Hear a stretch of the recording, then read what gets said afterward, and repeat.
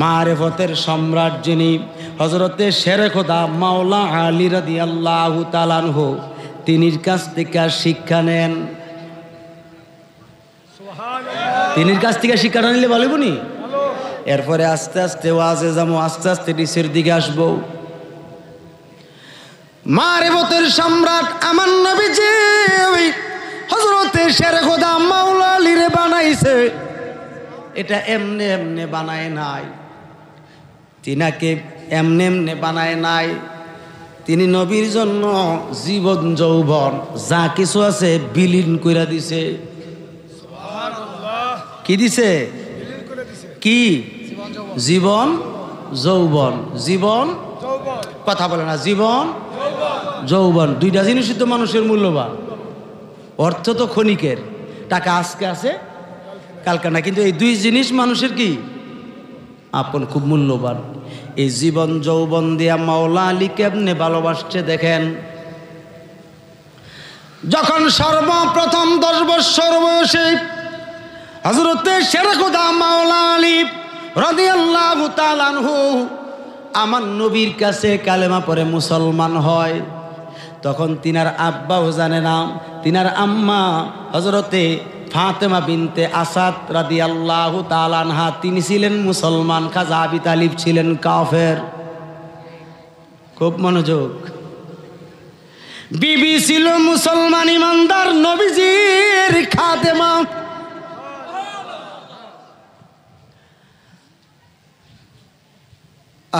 আজগা তো উপরের লেভেলে আলোচনা যাইব, কষ্ট হইব?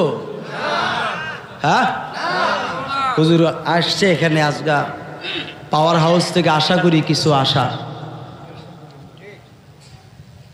হযরতে শেরে খোদা আলী মুসলমান হয়েছে 10 বছর বয়সে, কিন্তু বাবাও জানে না, মাও জানে না। যেই মাত্র মুসলমান হইল গো, আমার নবী ডাক দিয়ে বলে, আলী রে, ও আলী, তুমি কিন্তু এখন ইসলাম ধর্মের অনুসারী, তুমি কিন্তু সাবধান, কালেমা পড়ে আমার কাছে মুসলমান হইছো। এবার তুমি বুঝতে পারছো কিনা? হযরতে শেরে খোদা মাওলা আলী মুচকি হাসি দিয়ে বলে, হুজুর আমি বুঝা ফলাইছি, আপনি সারা আমার আর কেউ আপন না।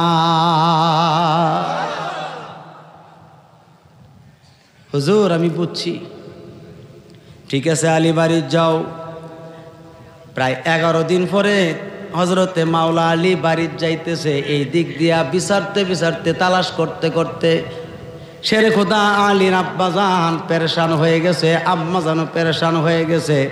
আরেক দিক দিয়া ফাতেমা বিনতে আসাদ চিন্তা করলো, না না, আমার আলী এমনি এমনি কোনো জায়গায় যাবে না, নিশ্চিত আমার নবীর সঙ্গে গেছে। আমার নবীর সঙ্গে থাকলে আমি মায়ের কোনো চিন্তা নাই।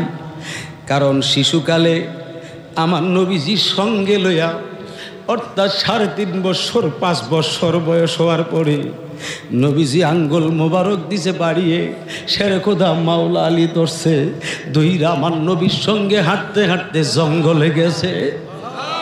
হযরত আলী তাকায়া দেখতেছে আমার নবী হাঁটে, বাঘে আমার নবীর কদম মোবারকে সেজদা করে, সিংহ আমার নবীর কদম মোবারকে সেজদা করে, পশু পাখি সেজদা করে, গাছ গাছালি সেজদা করে, আর হযরতে আলী রে কিছুই করে না।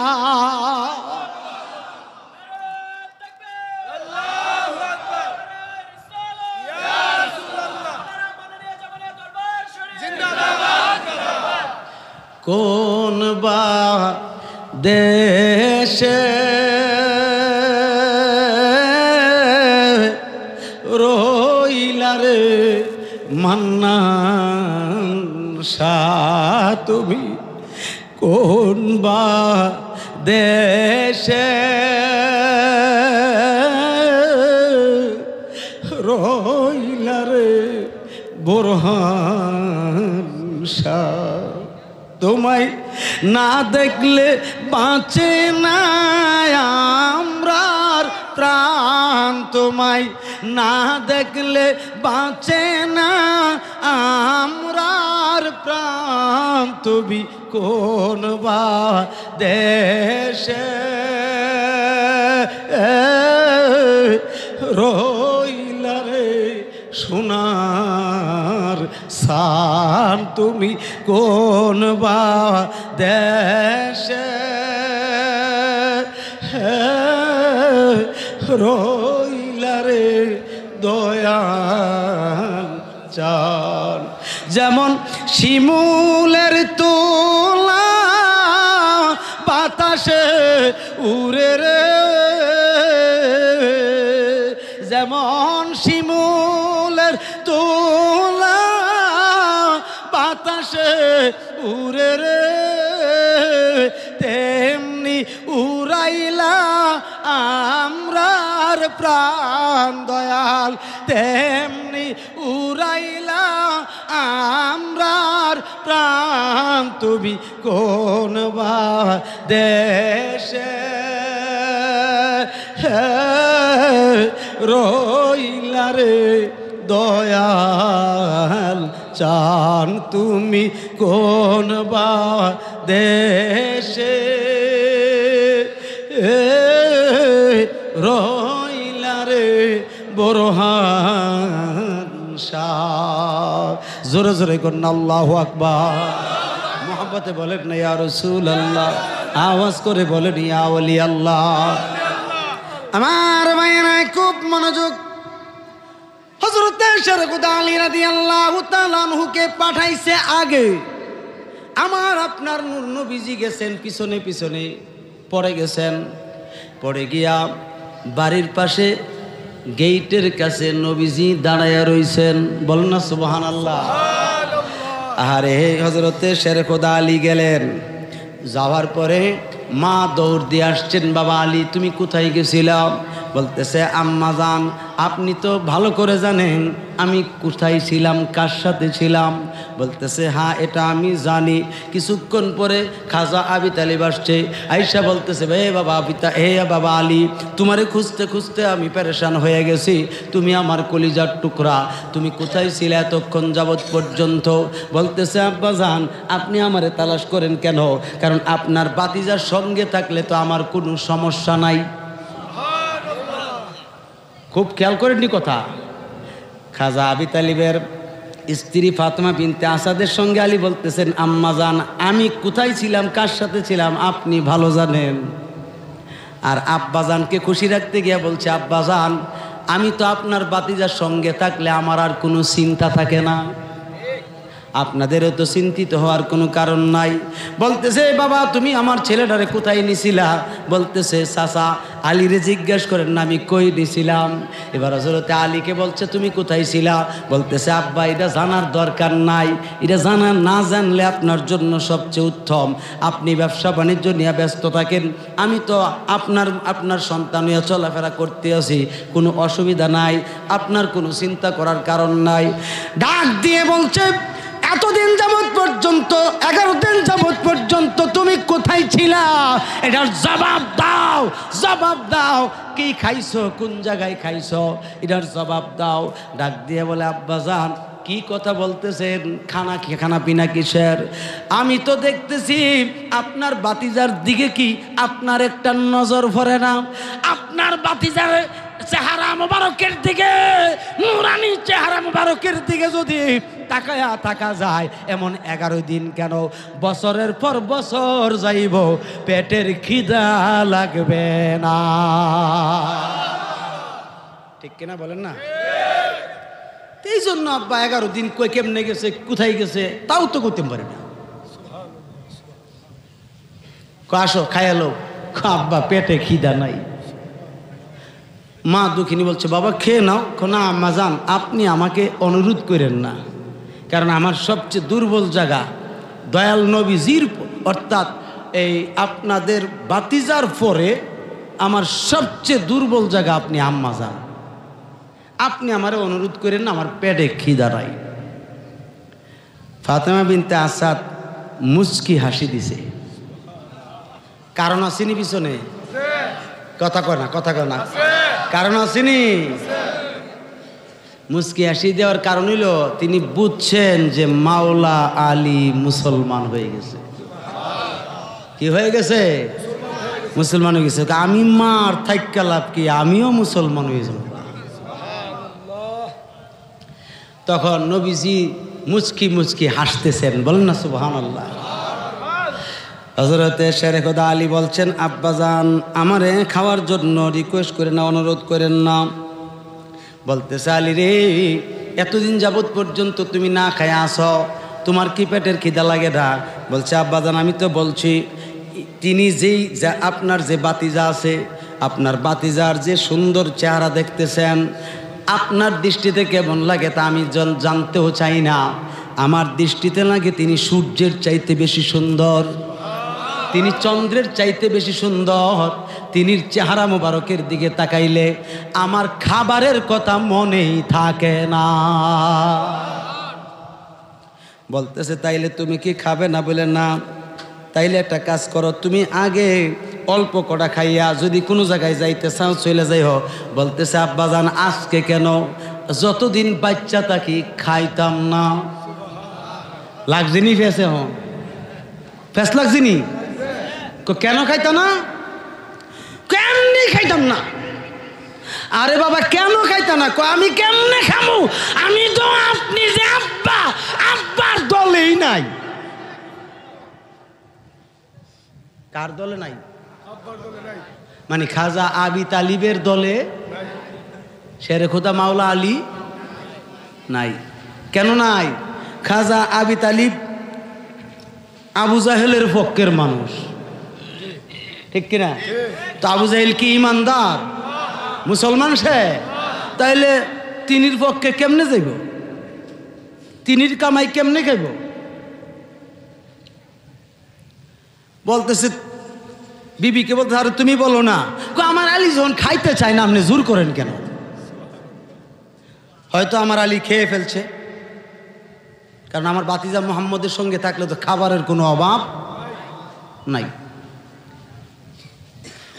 বলতেছে, বাবা তুমি আমার দল নাই, মানে এটার জবাব দাও।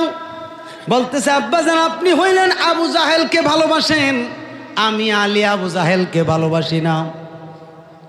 এ আমার পছন্দনীয় মানুষ না। আপনি যদি তারে ছাড়তেন পারেন, আর আমি যার পাগল তারে যদি ধরতেন পারেন, তাইলে আমি আপনার পাগল থাকবো। দাওয়াতরা দিছিনি? কন্যা দাওয়াতরা দিছিনি? বলতেছে, তুমি কার পাগল? বলে, আমি হইলাম আপনার যে বাতিজা আছে, নাম যে রাখছেন মুহাম্মদ, বলেন না সাল্লাল্লাহু আলাইহি সাল্লাম, তিনি আসলে শুধুই মুহাম্মদ না, তিনি হইলেন মুহাম্মাদুর রাসূলুল্লাহ সাল্লাল্লাহু আলাইহি ওয়াসাল্লাম। জোরে জোরে বলেন না সুবহানাল্লাহ। বলতেছে, তিনি হইলেন আল্লাহর রাসূল। আপনি আব্বা দেরি করেন না, আপনি এই মুহূর্তে আমার নবীর কাছে মুসলমান হইয়া যান, আমি আপনারে মুসলমান হওয়ার দাওয়াত দিলাম। বলতেছে, তুমি আমারে কালেমার দাওয়াত দিছ, বাপ দাদার ধর্মে সুনকানি মেরা, হ্যাঁ? তোমার আজকার থেকে আমার সম্পত্তি থেকে তুমি বাদ বিতাড়িত। হযরত আলী বলেন, আব্বা আপনার এক সুতা পরিমাণ সম্পদও আমার লাগবে না। তুমি যে পোশাকটা পরে রাখছো, এটাও তো আমার সম্পদের। নেনকা খুললা টান্দা খুললা দিয়ে দিছে, বলেন না সুবহানাল্লাহ। তুমি যে গেঞ্জিটা পরছো, ভিতরে যে একটা গেঞ্জি আছে, এটাও তো আমার সম্পদের কিনা। এটা নিয়ে যান, খুললে দিয়ে দিছে। আছে কি লুঙ্গি? কি কথা বুঝিন না মা? বলতেছে, তুমি যে লুঙ্গিটা পরে রাখছো, এটাও তো আমার টাকার, আমার সম্পদের কিনা। এবার যখন লুঙ্গি খুলতে গেছে, হযরতে ফাতেমা বিনতে আসাদ রাদিয়াল্লাহু তাআলা আনহা সামনে দিয়ে বলছে, অসম্ভব, আমার আলী খুলতেই পারে না। আপনি আমার স্বামী, আমি আপনার সংসার করতেছি, আপনার টাকার থেকে আমার আলী লুঙ্গি নিলে নিব না, নিলে নাই, আমি আমার মোহরানা থেকে আমার আলীকে দিয়ে দিলাম। হযরত আলী রাদিয়াল্লাহু তাআলা আনহু আর দেরি করে নাই, তিনি বলতেছেন, আব্বাজান, ওগো আমার আম্মাজান, আজকের থেকে আমি আর বাড়ি থাকবো না, বাড়ির থেকে চলে যাব। বলতেছে কোথায় যাইবা? আমার দয়াল নবী আমারে যেই জায়গায় নিয়ে যায় আমি ওই জায়গায় যাব। আমার তো আর কিচ্ছু নাই, আমার বাড়িও নাই, ঘরও নাই, আমার সহায় সম্পত্তি নাই, আমার নবী ছাড়া আর কেউ নাই। নবী বিনে আপন কেহ নাই রে মুমিন ভাই, নবী বিনে আপন কেহ নাই, নবী বিনে আপন কেহ নাই রে মুমিন ভাই, নবী বিনে আপন যা ছিল আমারি সবই গেল চলি, আমার বলতে আর তো কিছুই না। ঠিক কিনা বলেন না? যা ছিল আমারি সবই গেল চলি, আমার বলতে আর তো কিছুই নাই। ওরে যেদিকে তাকাই আমি সেদিকে দেখি যে নবী, ওরে যেদিকে তাকাই আমি সেদিকে দেখি যে নবী, নবী ছাড়া আর তো দেখি নাই রে মুমিন ভাই, নবী বিনে আপন কেহ নাই, নবী বিনে আপন কেহ নাই রে মুমিন ভাই, নবী বিনে আপন। কথা বলেন না ঠিক না বেটি? এখন তো আপনি নবী দেখেন না, শেরে কথা তো নবী দেখছে, ঠিক কিনা? আমিও নবী দেখি নাই, শেরে কথা মাওলা আলী নবী দেখছে। এখন আপনার আমার জন্য নবীর কাজ কে করবে? নবীর কাজ করবে মুর্শিদ মাওলা। কথা করা কথা করা কথা করা নবীর কাজ করবে মুর্শিদ মাওলা। কারণ হইল আমি যদি মুর্শিদ মাওলারে জান দিয়া মাল দিয়া মহাব্বত করি, এই মহাব্বত আমার নবীকে হইয়া যাবে। ঠিক কিনা বলেন না? এবার মুর্শিদের ভালোবাসা ছাড়া নবী পাওয়া সম্ভব না, আর নবীকে না পাইলে আল্লাহ পাওয়া সম্ভব না। আপনি বলেন, আপনি কি মঞ্জিলে মকসুদে পৌঁছতে পারবেন? হ্যাঁ, সম্ভব? এই জন্য অনুরোধ রাখছি, শাহ সুফি সৈয়দ বোরহান শাহ তিনি কিন্তু মান্নান শাহ, বলেন না সুবহানাল্লাহ। তিনি কিন্তু জামান শাহ, তিনি কিন্তু ফুরকান শাহ, তিনি কিন্তু মিজান শাহ। এটা থাকবে আপনার আকিদা, ঠিক কিনা বলে? এই চারজন তিনির মধ্যে বিরাজিত আছে। এছাড়া স্বয়ং আল্লাহ রসুল যার মধ্যে বিরাজিত আছে তিনি হইলেন মুর্শিদ মাওলা। এই জন্য বাবা, যারা আশেক এবং ভক্ত দুনিয়ার মানুষের কথা কি শুনবে না বলবে এদিকে তাদের ভ্রুক্ষেপ নাই, কে কি বলবে সেদিকে তাদের নজর নাই। তাদের একটাই নজর, আমার মুর্শিদ যদি রাজি থাকে আমার দয়াল নবী রাজি থাকবে, আর আমার দয়াল নবী যদি রাজি থাকে আমার আল্লাহ রাজি থাকবে। এটা হচ্ছে হযরতে শেরে খোদা মাওলা আলীর শিক্ষা, বলেন না সুবহানাল্লাহ। এবার হযরতে আলী রাদিয়াল্লাহু তাআলা আনহু সব কিছু ছেড়ে দিয়ে তিনি চলে গেলেন কার কাছে? নবীজির কাছে। এখন নবীজির কাছে যে গেলেন, নবীজি হযরতে মাওলা আলীরে পুরস্কার দিবনি। কথা কনা রে, যে পুরস্কারটার ব্যাপারে কথা না বললে হয় না। এই পুরস্কারের জন্য ওই জমানার যত রাজা বাদশাহ আছেন পৃথিবীর রণের সমস্ত রাজা বাদশারা পাগল হইয়াছিল, একবারে পাগল দেওয়ানা ছিল। নবীজি কাছে আইসা যখন প্রস্তাব দিত, নবীজি নীরব থাকতো, কোনো জবাব দিত না, খালি মুস্কি হাসতো। বলেন না সুবহানাল্লাহ। পিছনে কারণ আসেনি? হযরতে সিদ্দিক আকবর রাদিয়াল্লাহু তাআলা আনহু ডাক দিয়ে বলে, নবী গো, ও গো মায়ার নবী গো, ইয়া রাসূলুল্লাহ, ইয়া হাবিবাল্লাহ, এত বড় বড় সম্বন্ধ আসতেছে আপনার মেয়ে ফাতেমার জন্য, আপনি কোনো কথা বলেন না, হাও বলেন না, নাও বলেন না। আপনার কি চাওয়া আছে আমাকে একটু ব্যক্ত করেন। আমি তো আপনার আবু বকর, আপনার মনে যদি কোনো প্রশ্ন বিষয় থাকে, সেই বিষয় অন্য সাহাবীর সঙ্গে যদি আপনি শেয়ার নাও করেন, অথবা এই কারো কাছে যদি প্রকাশ নাও করেন, আপনি আমার কাছে সবসময় প্রকাশ করে থাকেন। হুজুর, একবার জানতাম চাই, আপনি কেন এই বিয়েটাতে রাজি হচ্ছেন না? বড় বড় রাজা বাদশারা বিয়ের পয়গাম নিয়ে আসতেছে। আমার নবী কান্দে আর বলে, আবু বকর রে,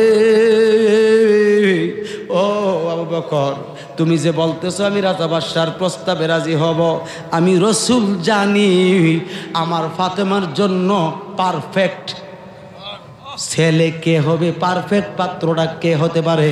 কোনো রাজা বাদশাহ আমার ফাতেমার জন্য পারফেক্ট না, কোনো রাজা বাদশাহ প্রেসিডেন্টও আমার ফাতেমার জন্য পারফেক্ট না। আমার ফাতেমার জন্য পারফেক্ট হইল ইহকাল এবং পরকালের জন্য হযরতে শেরে খোদা মাওলা আলী। এই আমার আবু বকর, আমার আলী কেন আমার কাছে এইরকম প্রস্তাব পাঠায় না? সুবহানাল্লাহ বলেন না রে? তাহলে দরবারটা কার কাছে দিছে? হযরতে আবু বকর সিদ্দিক রাদিয়াল্লাহু আনহু। হুজুর, তাহলে আপনি তো আমার কাছে প্রকাশ করছেন, এখন জানাইতে দইব আমারই, আপনি অনুমতি দিলে। তোমার কাছে বলছি কেন?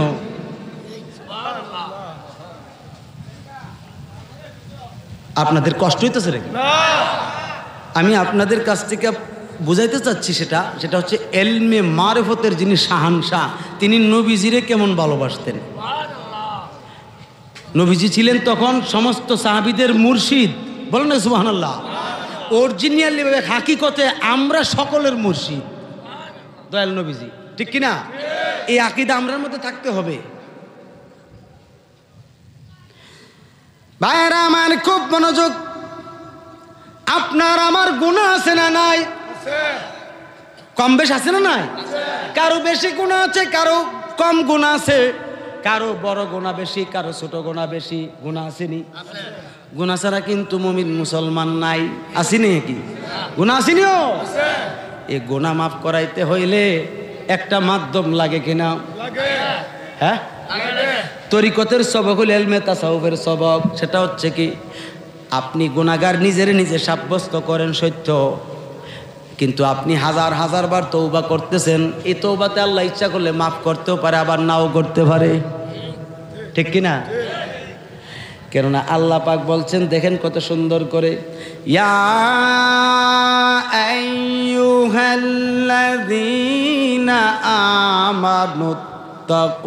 আমানুত্তাকুল্লাহ হাক্কা তুকাতিহি ওয়া লা তামুতুন্না ইল্লা ওয়া আনতুম মুসলিমুন।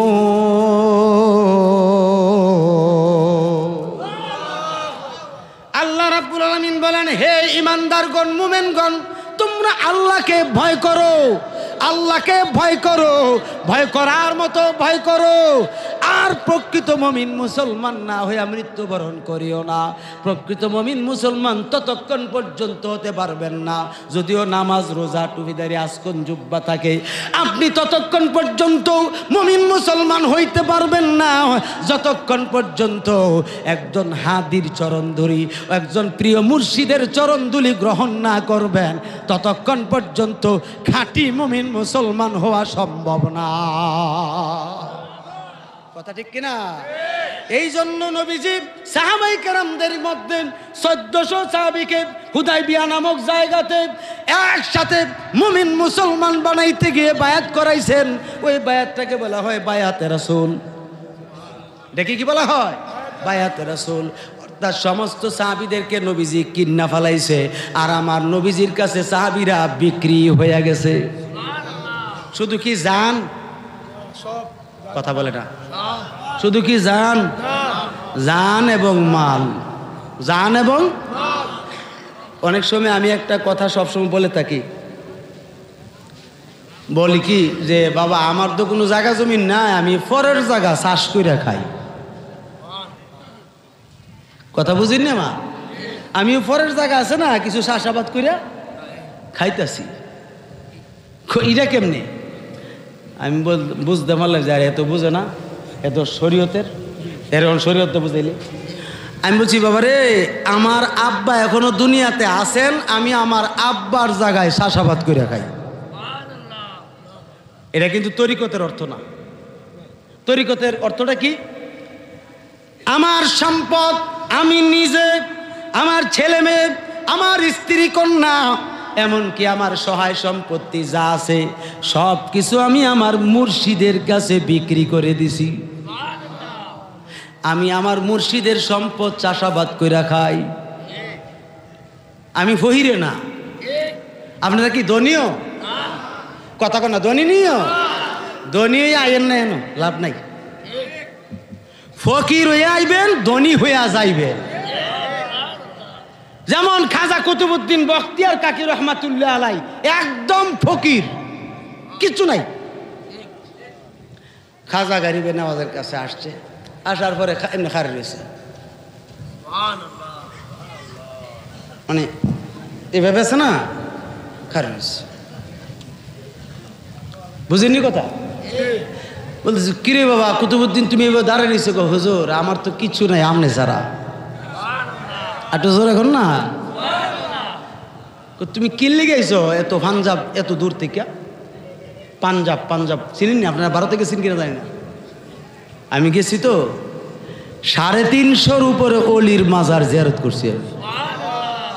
9 জন নবীর মাজার আছে ভারতে, পাঞ্জাবে ভারাস নামক জায়গাতে আমি জিয়ারত করছি। এই হাত লাগছে, আমি নিজের হাতে মাইপা দেখছি। একটা মাজার হইল 27 হাত লম্বা, আর বাকিগুলো 28 হাত আর 29 হাত লম্বা, প্রায় 3 হাত ফাঁস। প্রায় কয় হাত? 3 হাত ফাঁস। এরকম বড় বড় লম্বা লম্বা লাশ তাদের। কি বলছিলাম মনে আসেনি কুতুবউদ্দিনের কথা? এত দূর থেকে বাবা তুমি কিনলি গেছো? তিনি বলতেছেন আয় মেরে খাজা, ও আমার খাজা, मैं आया बहुत दूर से, झूली मेरे भोर दे मुहम्मदी नूर से। हजरत खाजा गरीবে নওয়াজ তিনি মুচকি হাসি দিয়ে বলেন কুতুবউদ্দিন তুমি এটা কি চাইলা? বলতেছে হুজুর এটা আপনার কাছে আছে, আমারে দিয়া দেন। তাহলে বোঝা গেল খাজা গরিবে নওয়াজের কাছে মুহাম্মদি নূর আছে না নাই? এই মুহাম্মদি নূর দিয়া খাজা গরিবে নওয়াজ খাজা কুতুবউদ্দিন বখতিয়ার কাকিকে ভরপুর করে দিয়া প্রধান খলিফা বানাইয়া দিলেন। কি খলিফা? প্রধান খলিফা বানাইয়া দিলেন। ঠিক তেমনি ভাবে সিনা বসিনায় ও আমার আব্বাজিরা, শাহ সুফি সৈয়দ বোরহান শাহ মাদ্দাজিল্লাহুল আলিয়া তিনিও এইভাবে মুহাম্মদি নূর পাইয়া ধনে ধনী হইয়া গেছে। আপনিও বোরহান শাহর কাছ থেকে মুহাম্মদি নূর নিয়া ধনী হইয়া যা। এটার জন্য আমরা আইছি নাকি? না ফ্যাট ফ্যাট করে খানা খাই যাবো গা? হযরতে শেরে খোদা মাওলা আলীর কথা বলছিলাম, মনে আসেনি? যখন নবীজি বায়াত করাইলেন, বায়াত করানোর পরে 1400 সাহাবীকে বায়াত করানোর পরে হযরতে আলী দাঁড়ায় বলছি ইয়া রাসূলুল্লাহ, এখন থেকে আপনার একটা পরিচয় হইছে আমার কাছে, সবার কাছে কি জানে আমি বলতে পারবো না, কিন্তু আপনার পরিচয়টা আমার কাছে কি হয়েছে এটা আমি বলতে পারি। বলতেছে আলী তুমি প্রকাশ করে দাও সবার কাছে। হযরতে শেরে খোদা আলী বলতেছেন ওগো আমার দয়াল নবীজি, আমি এতদিন আপনাকে ইয়া রাসূলুল্লাহ বলে ডাকছি, ইয়া হাবিবাল্লাহ বলে ডাকছি, ইয়া নবী আল্লাহ বলে ডাকছি, এইভাবে ইয়া রাহমাতাল লিল আলামিন বলে আমি ডেকেছি, সাহাবায়ে কেরামরাও ডেকেছে। হুজুর আজকে যেহেতু আপনি আমাদেরকে আপনার কাছে বিক্রি করাইছেন, আমরা বিক্রি হয়েছি, আমরা এখন গোলাম হইয়া গেছি, আপনি আমাদের মুনিব হইয়া গেছেন, আপনি আজকের থেকে আমরা সাহাবায়ে কেরাম যারা বায়াতে গ্রহণ করছি সকলের মুর্শিদ। আমি পাপী অপরাধী মুর্শিদ তোমার দয়া চাই। আমি পাপী অপরাধী দয়াল তোমার দয়া চাই। তুমি দয়া না করিলে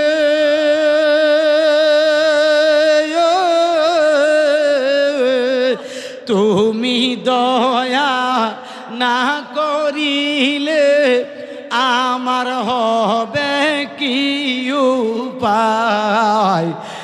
আমি পাপী অপরাধী মুর্শিদ তোমার দয়া চাই। আমরা পাপী অপরাধী বোরহান শাহ তোমার দয়া চাই।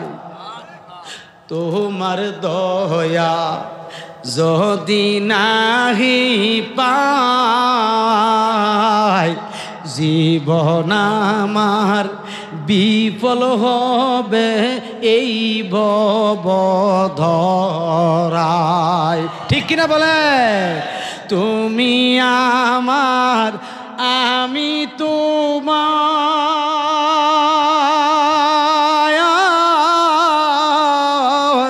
তুমি আমার আমি তোমার, এই কথা কি জানা নাই। আমি পাপী অপরাধী বোরহান শাহ তোমার দয়া চাই। আমি পাপী অপরাধী দয়াল তোমার দয়া চাই। ঠিক কিনা বলেন না? এইভাবে যদি আপনি মুর্শিদের দরবারে কুকুর হইয়া পড়ে থাকতে পারেন, কি হইয়া কুকুর হইয়া যদি দরবারের কুকুর হইয়া যদি থাকতে পারে, একদিন না একদিন আপনার ভাঙ্গা ঘরে বোরহান শাহ সহ নবী দেখতে পারবে। সুবহানাল্লাহ। আসেন বাবারা, হযরতে আবু বকর সিদ্দিকের কথা বলছিলাম, মনে আসেনি?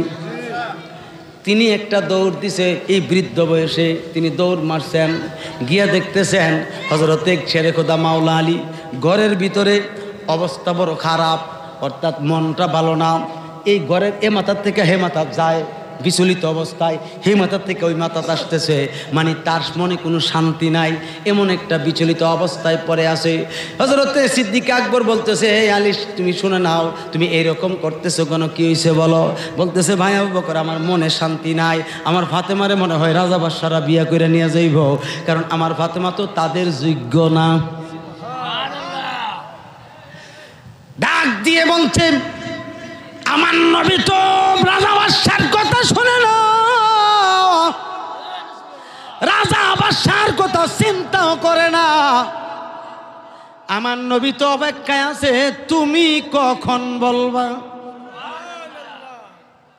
হ্যাঁ, আমি কখন বলবো? হ্যাঁ, কিসের ঘর, কিসের দরজা, কিসের আবু বকর আশেক হইয়া নবীর প্রেমে ফানা হইয়া দৌড় দিছে। দৌড় দিয়া দরজার পাশে দাঁড়াইয়া এমনি ভাবে মাথাটা ডিসু করে দাঁড়ায় রয়েছে। বল না সুবহানাল্লাহ। আমার নবী কো, আলী রে কি সে তুই আইসুত যে, তুই দি কিছু কষ্ট নাও? কো আল্লাহ রসুল জানে। সুবহানাল্লাহ কর না কে রেগা? বলতেছে তুমি কি লিগাইছো কও না কেন? কো আল্লাহ রসুল ভালো জানে। বলতেছে আলী রে, তুমি বুঝি আমার ফাতেমারে পছন্দ করো? এটাও আল্লাহ রসুল ভালো জানে ইমান কত শক্ত। এ আলী, আমার ফাতেমারে বিয়ে করলে তার তো মহরানা দিতে হবে, এই মোহরটা তোমার কাছে আসেনি? এই ব্যাপারেও আল্লাহ রসুল ভালো জানে।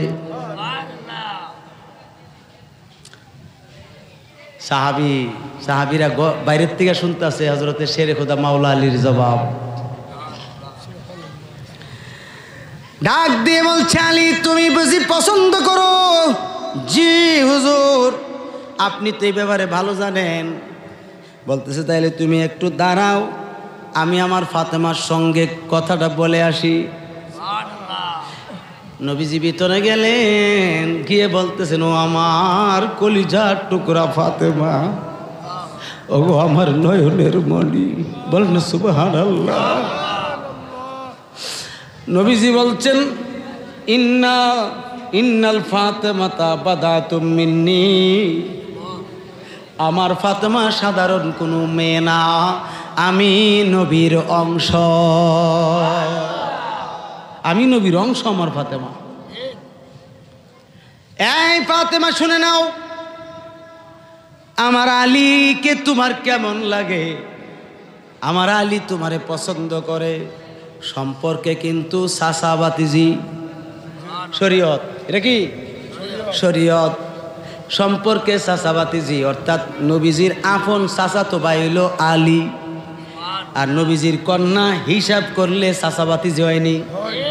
কথা কানা কথা কানা, হয়নি হয়নি হয়নি। এরপরও হযরতে মাওলা আলী কেন আলীর কাছে নবীজি খাতুনে জান্নাতকে দিচ্ছেন? পিছনে কারণ আসেনি? পিছনে কারণ আছে। এই পিছনে কারণ হইল দুইটা। কয়টা? এক নাম্বার হলো শেরে খোদা মাওলা আলী হইল আহলে বায়তের সদস্য, সুবহানাল্লাহ জোরে কোন। দুই নাম্বার হলো হযরতে শেরে খোদা মাওলা আলী আমনে আমার মতো এই ঘরের ভিতরে, এই ঘর সাধারণ ঘর জন্ম নেয় নাই, আমার আলী জন্মগ্রহণ করছে খানায় কাবার ভিতরে।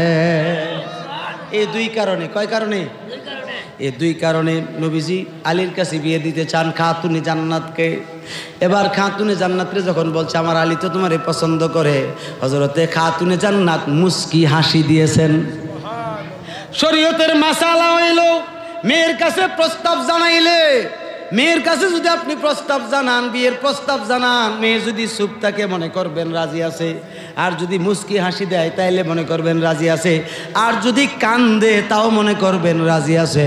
কিন্তু যদি ডাইরেক্ট না করে, অসম্ভব, আমি বিয়া করতাম না, তাইলে মনে করবেন গন্ডগোল আছে। কি গোল আছে? কি গোল? হ্যাঁ, এন জোর করুন যেত না, এন জোর চলবে না। হযরত শেরে খোদা আলীর বিষয়টা জানার পরে নবীজি আগের থেকে তো জানতেন, ঠিক কিনা কন? নবীজি বলছেন, ফাতেমা তুমি তো কোনো না জেনে না শুনে শুধু প্রস্তাবটা পাইয়াই মুস্কি হাসি দিয়া রাজি হইলাম। বলতেছি, ইয়া রাসূলুল্লাহ, আমি বুঝতে পারতেছি হযরতে মাওলা আলীকে আমার নবীর পছন্দ। আমি ফাতেমা তো আমার নবীর পছন্দকে প্রাধান্য দেব, আমার কাছে অন্য কোনো পছন্দ না। সুবহানাল্লাহ বলেন না? তাহলে আমরা নবীর পছন্দ মানি কি মানি না? এবার হযরতে আলীর কাছে গিয়ে বলছে, তোমার তো কপাল খুলে গেছে, আমার ফাতেমা তো খুশি হইয়া গেছে, একটা কাজ করো, তোমার ঘরে কি আছে বলো? বলতেছে, আমার ঘরে, হে হুজুর, আমার ঘরে যুদ্ধের পোশাক আছে, এরপরে যুদ্ধের একটা ঢাল আছে, একটা তলোয়ার আছে, সুবহানাল্লাহ কর, তলোয়ার আছে, আর একটা কম্বলও আছে। নবীজি বললেন, কম্বলটা কাজে লাগবে, তলোয়ারটাও কাজে লাগবে যুদ্ধের কাজে, যুদ্ধের পোশাকটাও কাজে লাগবে। আর কি আছে তোমার কাছে? হুজুর, লোহার টুপি আছে একটা, ঢাল আছে একটা, লোহার টুপিটাও কাজে লাগবে। তুমি একটা কাজ করো, আমার ফাতেমার মোহর নির্ধারণ করলাম 10 দিরহাম। কত দিরহাম? আটো জোরে না, কত দিরহাম? মানে 10 টাকা, মানে 10 টাকা। এই 10 দিরহাম আমার ফাতেমার জন্য মোহর নির্ধারণ করলাম, তুমি 10 দিরহাম নিয়ে আসো, ডালটা বিক্রয় করলে 10 দিরহামের উপরে বিক্রি করতে পারবা। আরে দেখেন বাবারা আমার, এখানে সুন্দর একটা মজার খেলা আছে। হযরতে মাওলা আলী আর দেরি করে নাই, ঘরে চলে গেলেন, ডালটা নিয়ে বাজারের দিকে রওনা দিলেন। বাজারের দিকে ডালটা রওনা দিছেন। এই ডালটা হযরতে মাওলা আলীকে আমার নবীজির নিজের হাত মুবারকে দিছে। হযরতে আলী রাদিয়াল্লাহু তাআলা ডালটা হাতে নিয়ে চোখের পানি ছাড়তে লাগলো। আরে আমার দয়াল নবীজির নুরানি হাত মুবারকের দেওয়া সেই ডাল মুবারক বুঝি আমাকে বিক্রয় করতে হবে। নবীজি আদেশ করছে, আদেশের উপরে তো আর কোনো কথা নাই। যখন তিনি ডালটা লইয়া যায়, রাস্তার মাঝখানে হযরতে ওসমান জুন্নুরাইন রাদিয়াল্লাহু তাআলা আনহু সামনে পড়ছে। হযরতে ওসমান গনি ডাক দিয়ে বলে, আলী রে,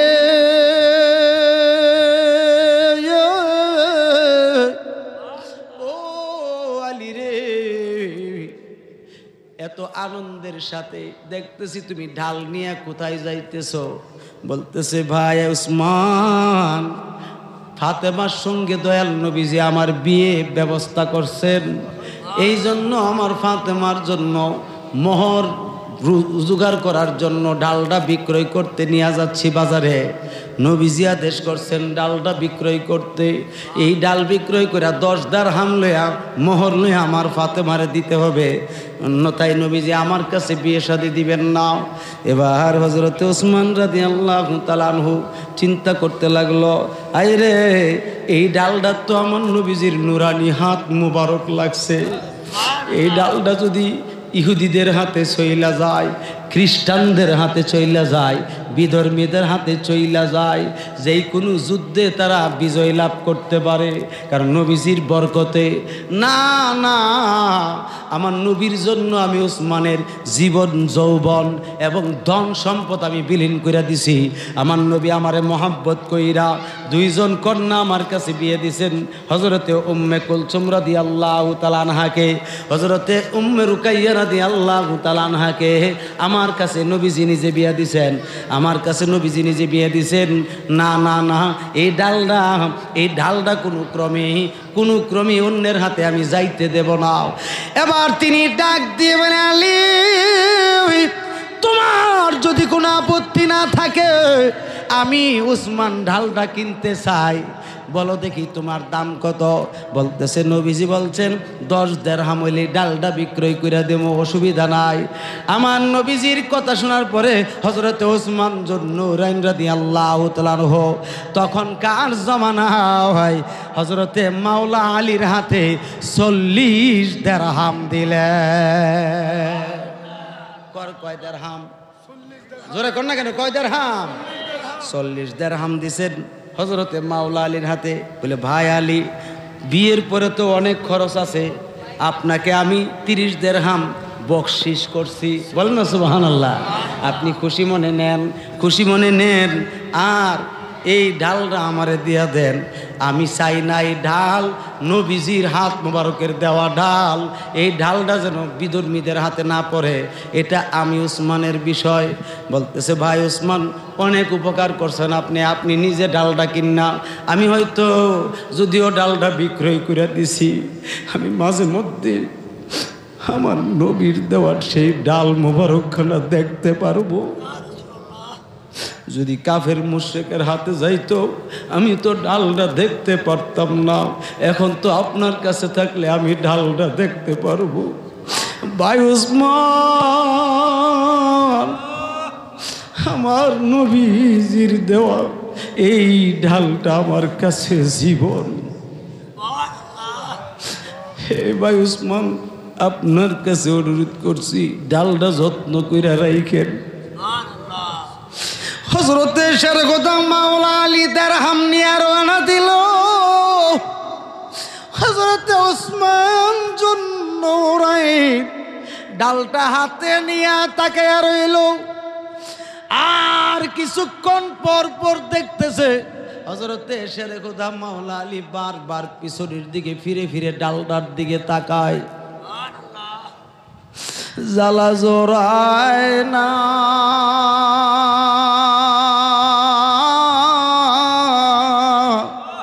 জ্বালা জোড়ায় না রে, জ্বালা জোড়ায় না, জ্বালা জোড়ায় না রে। অন্তরে লাই গাছে আমরা, ওরে অন্তরে লাই গাছে আমরা, ওরে বুরহান শাহর প্রেমের আগুন রে, জ্বালা জোড়ায় না, জ্বালা জোড়ায় না রে, জ্বালা জোড়ায় না, জ্বালা জোড়ায় না রে। জ্বালাই জ্বালাই জইলা পুইরা অন্তর করলাম কালা গো মান্নান শাহ, অন্তর করলাম কালা। ওগো দেখা দিয়া নিবাও জ্বালা, ও বুরহান শাহ দেখা দিয়া নিবাও জ্বালা, সইতে আমরা পারি না, জ্বালা জোড়ায় না, জ্বালা জোড়ায় না রে, জ্বালা জোড়ায় না, জ্বালা জোড়ায় না রে। ওরে অন্তরে লাই গাছে আমরার, অন্তরে লাই গাছে আমরার, দয়ালের প্রেমের আগুন রে, জ্বালা জোড়ায় না, জ্বালা জোড়ায় না রে, জ্বালা জোড়ায় না, জ্বালা জোড়ায় না রে। একটা জবান বন্ধ রাখবেন না, চিৎকার দিয়ে বলেন আল্লাহু আকবার। আমার বাবারা খুব মনোযোগ, যেই কথাটা আমি বলতেছিলাম খুব মনোযোগ।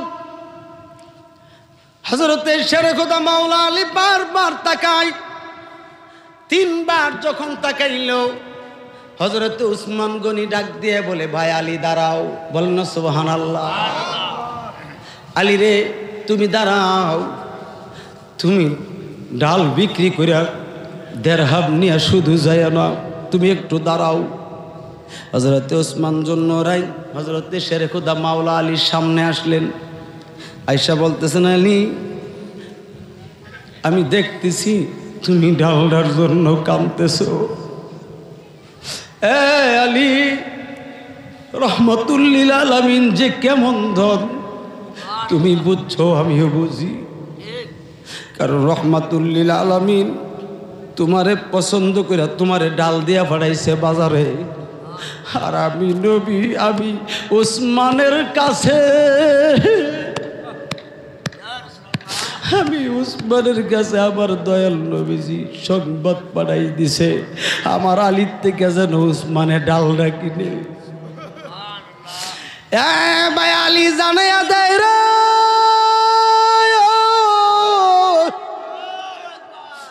আমি উসমান, তুমি আলী রে আমার জীবনের তোরে ভালোবাসি।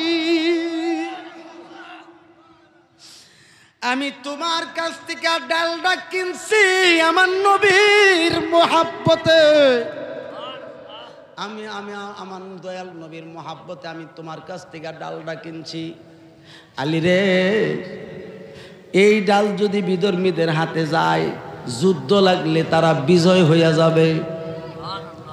এই জন্য আমি নবীর মোহাব্বত যে কত, এটা তুমি ভালো করে জানো। নবীর মোহাব্বতের ক্ষেত্রে আমার কোটি কোটি দিরহাম যদি খরচ হইয়া যায়, আমি উসমান পিছপা হই না। আলী শুনে নাও, আমার নবীর মোহাব্বতে আমি তোমার কাছ থেকে ডালডা কিনছি, কিন্তু আমি চিন্তা করে দেখছি এই ডালডা আমার কোনো দরকার নাই। আমি উসমানের তো ডালের কোনো অভাব নাই। আমি দেখতেছি সামনে কাফের মুশরিকের বিরুদ্ধে আমার নবী যুদ্ধ করতে হবে, তখন তুমি আলীও সেই যুদ্ধের মাঠে থাকবা। ওই যুদ্ধের ময়দানে ডালটা খুব প্রয়োজন হইয়া যাইব। এই জন্য আমি উসমান তোমাকে জানাইয়া দেই, আমার নবীর মুহাব্বতে ডাল আমি কিনছি সত্য, আবার আমার নবীর মোহাব্বতে আমি তোমারে ডালডা ফিরাইয়া দিলাম। দুই হাত তুলে বলেন আল্লাহু আকবার, আর জোরে বলেন আল্লাহু আকবার। জিন্দাবাদ জিন্দাবাদ, নারায়ে তাকবীর। দুই হাত তুলে নারায়ে তাকবীর, নারায়ে রিসালাত, নারায়ে গৌসিয়া, আহলে সুন্নাত ওয়াল জামাত, গোনারা মান্নানিয়া জামানিয়া দরবার শরীফ, শাহ সুফি সৈয়দ ফকির বোরহান শাহ সাহেব। জোরে বলেন আল্লাহু আকবার, বলেন না ইয়া রাসূলুল্লাহ। আল্লাহুম্মা সাল্লি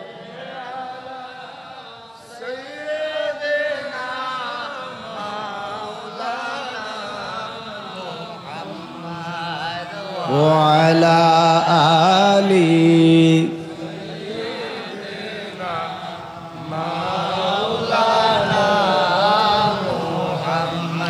আরো মোহাব্বতে বলেন আল্লাহুম্মা সাল্লি।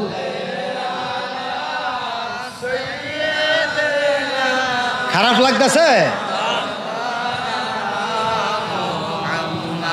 ওয়ালা আলি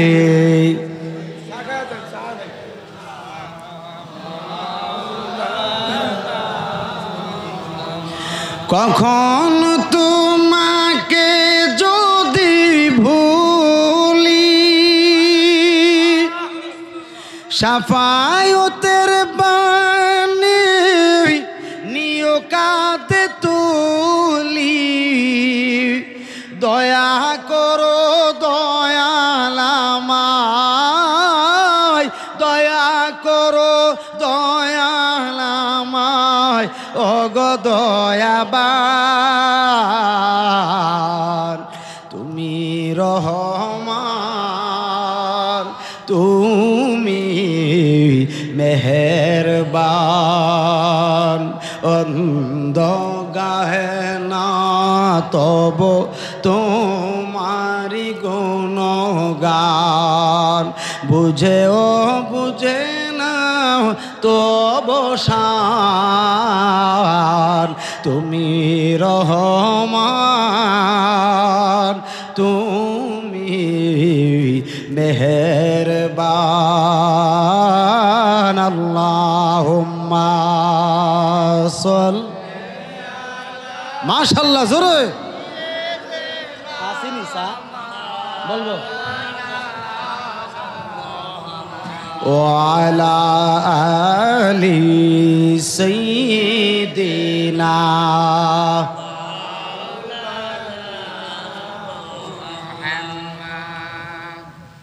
মুহাব্বতে বলেন আল্লাহুম্মা সাল্লি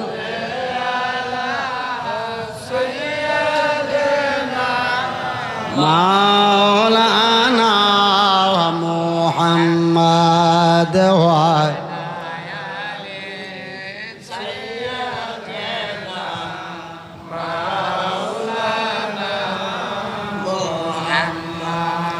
বাবাজিরা আমার,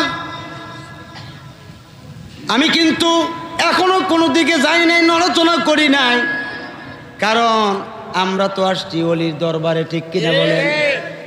এই অলির মর্যাদাটাই হচ্ছে মাওলা আলীর থেকে। এই ব্রেইন যদি আপনার মধ্যে না থাকে তাইলে আপনি তরিকত বোঝা সম্ভব হবে না। হযরতে আলী ডাল পেয়ে খুশি না বেজার? আরো জোরে কর না। এবার জিজ্ঞাসা করি, শরীয়তের প্রতিষ্ঠাতাকে? নবী মুহাম্মাদুর। তরিকতের প্রতিষ্ঠাতাকে? নবী মুহাম্মাদুর।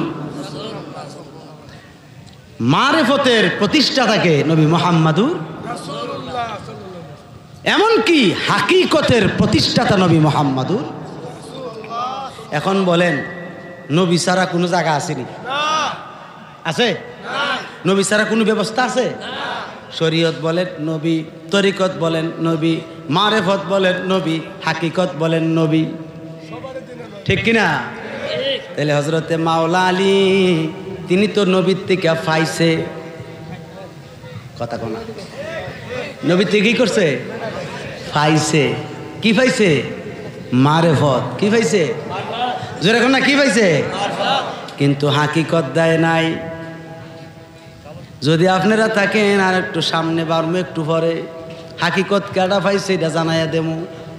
হযরতে উসমান জুন্নুর আইনকে জড়িয়ে ধরে বলছে, ভাই আমার রুহুটা তুমি আবার ফিরাই দিছো, আমার ডালটা যে দিছো তুমি। জোরে কোন না সুবহানাল্লাহ। আমি তোমার কাছে ঋণী, আমি তোমার কাছে ঋণী। এই আমার ভাইয়েরাম, ঢাল এবং 40 দিরহাম নিয়ে নবীজির দরবারে হাজির হলো। নবীজির দরবারে হাজির হওয়ার তো কথা 10 দিরহাম নিয়া, এখন নিয়া দিছে 40 দিরহাম। নবীজি বলছে, কিরে ও আলী, ফাড়াইলাম 10 দিরহাম আনার জন্য, 40 দিরহাম পাইলি কই? হযরতে আলী কয়, আল্লাহ রসুল ভালো করেই জানে। কত ইমান শক্ত ছিল।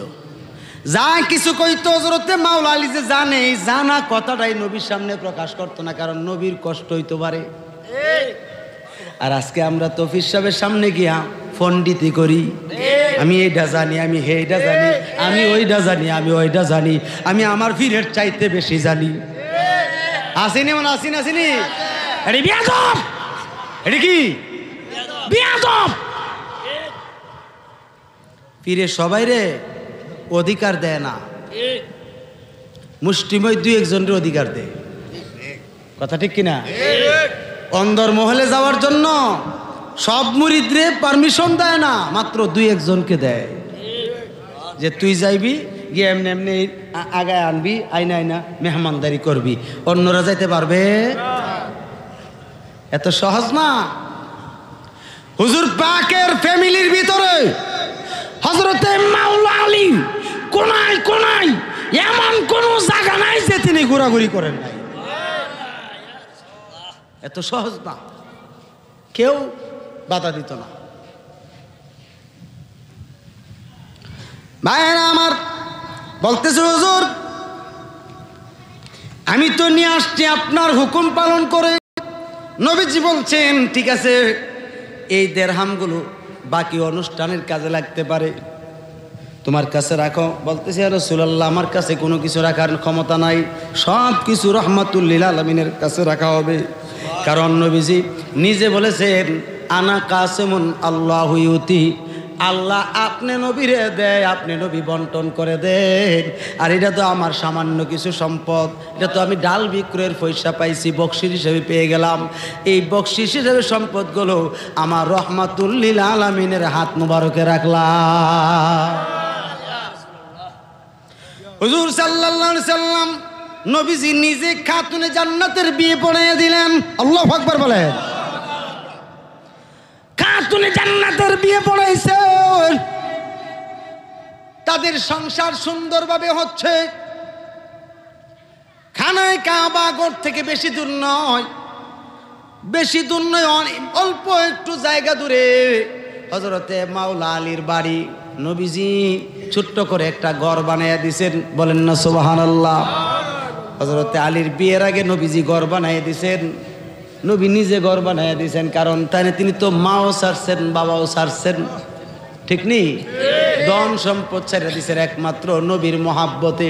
যা আছে সব ছাইরা নবীজির মহাব্বতে গিয়া বলতেছি, ইয়া রাসূলুল্লাহ, আমার কিচ্ছু নাই, আপনি নবী ছাড়া।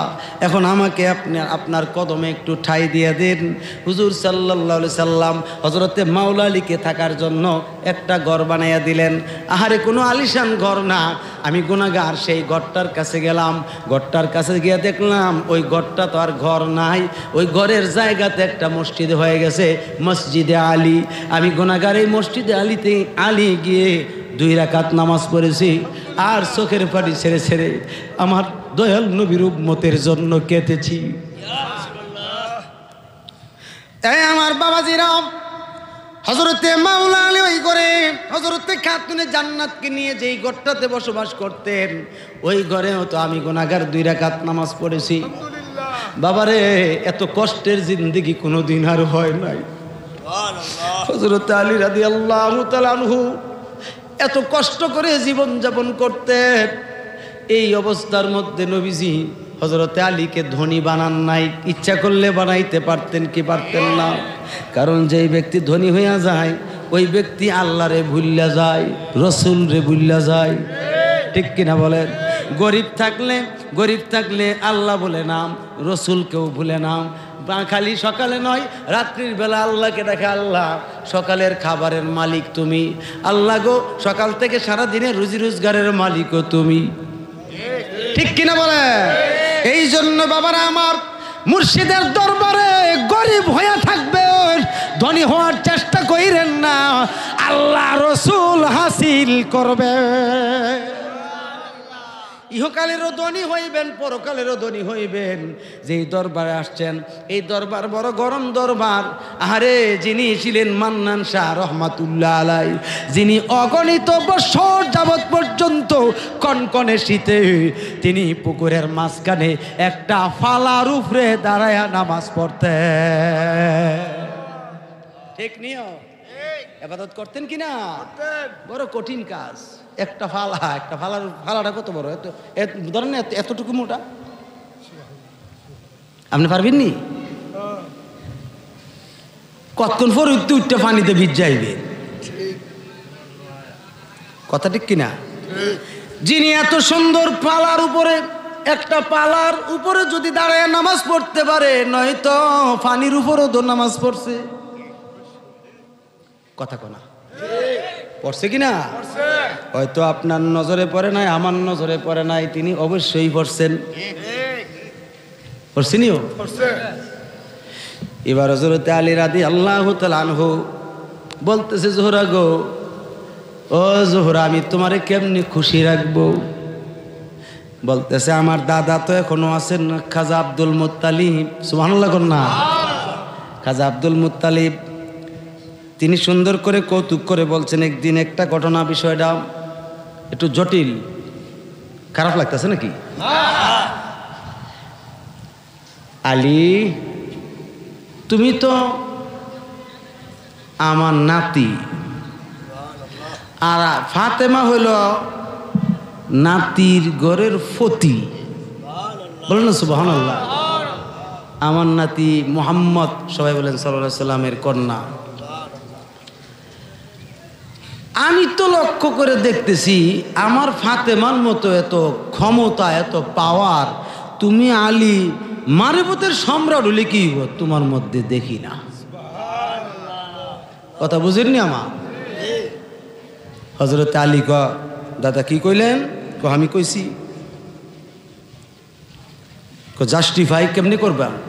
যাও তোমার জোহরের কাছে গাও, আমি কইছি। সুবহানাল্লাহ কন্যা।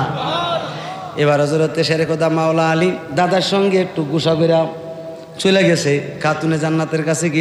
গিয়ে দেখতেছে খাতুনে জান্নাত আটার গম আছে না, গম ডাল গুড়ানির মধ্যে দিয়া ভেবে গুটগুড়ি করতেছে আর কি, আর মুস্কি মুস্কি হাসতেছে। বলেন না সুবহানাল্লাহ। কি ব্যাপার, এত পেরেশানি হইয়া আমার আলী আসলো আজকে ঘরে? কি ব্যাপার, কি হয়েছে? কার কইও না, আমার বললো না কি হয়েছে? হ্যাঁ দাদা এই কথাটা কইল। ও, আপনার দাদা কইছে? কি কইছে? আমার চাইতে নাকি তোমার আধ্যাত্মিক ক্ষমতা বেশি। খাজা আব্দুল মুত্তালিব যদি বইলা থাকে তাইলে সত্যই বলছে। কি কইতাছ? হ কইছি। বিশ্বাস করো না? বিশ্বাস কেমনে করবো? পাওয়ারটা বুঝুম কেমনে? পাওয়ারটা বুঝতে হইলে তোমারটা পরীক্ষা দেন লাগবো। কি দেন লাগবো? কথা কনা কি দেন লাগবো? পরীক্ষা। আমাদের দেশে ধরুন কোনো পরীক্ষাই নাই, আছে নাকি? অটু ফাঁস, অটু কি ফাঁস, লেখাপড়া শেষ। এরপরও দেখছি কিছু কিছু প্রতিষ্ঠানে পরীক্ষা হচ্ছে, হচ্ছে না? ভাগ্য বালা। আমরা কথা বলতাম ছাত্র জীবন মধুর হইতো। কই যান?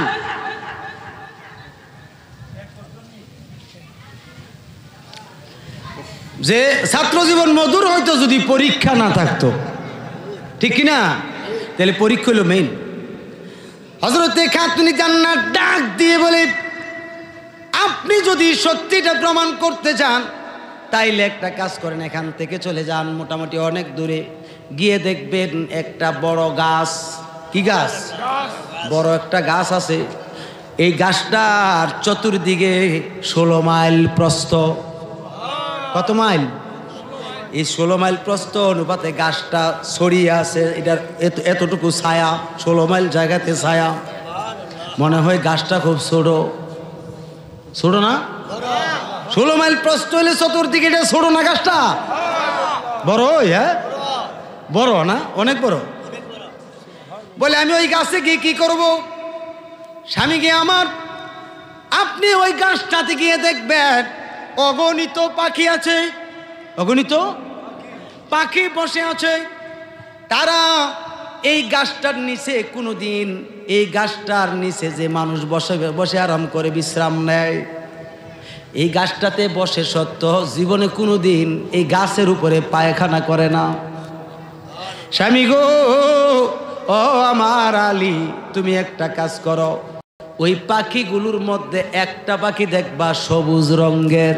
কিসের রঙের? এই সবুজ রঙের পাখিটা যদি তুমি ধইরাই না দিতে পারো, আমি ফাতেমার ক্ষমতা তোমাকে দেখাবো। কইটা একটা ব্যাপার হইলো আমি আলীর কাছে, আমি শেরে খোদা আলী। বল না সুবহানাল্লাহ। আমার দয়াল নবী আমারে মাওলা আলী কইছে। এই জন্য আমার নবী ডাইরেক্ট কইছে, মান কুনতু মাওলাহু আলীও মাওলাহু। আমি নবী যার মাওলা, আমার আলীও তার মাওলা। কথা ঠিক কিনা? এই কথাটা কিন্তু সাধারণ না, সহিহ হাদিস। হযরতে আলী গেলেন গাছটার নিচে, গিয়ে তো দেখতেছেন হাজার হাজার পাখি। ওই একটা সবুজ পাখি দেখছে। আমি জিজ্ঞেস করি, পাখি ধরতে গেলে আপনি যদি খালি হাতে যান, পাখি যেই ডালায় বসে আছে ডালাটা নড়াচড়া করলে কি পাখি থাকে না উড়াল দেয়? উড়াল দিয়ে চলে যায়। বাবারা আমার, এই পাখিটা দেখে তিনি উঠতে লাগলেন। আস্তে আস্তে করে আস্তে আস্তে করে পাখিটার কাছাকাছি গেছেন, কিন্তু পাখিটা উড়াল দেয় না। পাখিটা কি করে না? উড়াল দেয় না। এবার তিনি আস্তে করে পাখিটার ডান পায়ে, কোন পায়ে? ডান পায়ে আস্তে করে একটু ধরছেন। ধরার পরেও পাখিটা উড়াল দেয় না। তখন তিনি চিন্তা করলো, পাখিটার অর্ধেকটা পা ধরছি, যতক্ষণ পর্যন্ত রান সহ না ধরব ততক্ষণ পর্যন্ত এই পাখিটা আটকায়া রাখতে পারবো না, হয়তো উড়াল দিয়া চলে যেতে পারে। যেই মাত্র হাতটা উপরে উঠাইয়া যখন হাঁটু এবং একটু রানের অংশ ধরল, ধরার পরে রে খোদার কুদরত বোঝা যায় না।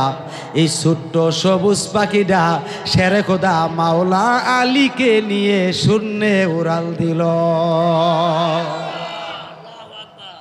ওরে কি দিয়ে নি ভাইর জালা,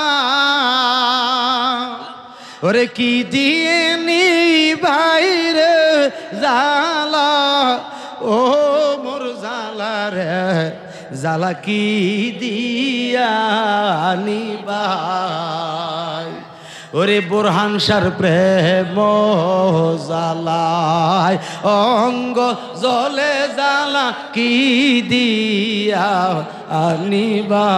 নিবাই মান্নান শাহর প্রেম জালায় অঙ্গ জলে জালা কি দিয়া আনি ওরে নবরঙ্গের রূপ ধরিয়া পাগল বানায়া এখন দয়াল রইলা কোথায় ঠিক কিনা বলে ওরে নবরঙ্গের রূপ ধরিয়া পাগল বানায়া এখন বান্ধব রইলা কোথায় ওরে জ্বালাইতে কতক্ষণ নিবাইতে কতক্ষণ জ্বালাইতে কতক্ষণ নিবাইতে কতক্ষণ জানি দয়ালের দয়া মায়া নাই জানি দয়ালের দয়া মায়া নাই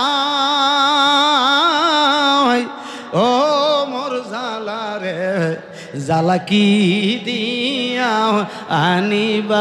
আনিবাই মান্নান শাহর প্রেম জালায় অঙ্গ জলে জালা কি দিয়া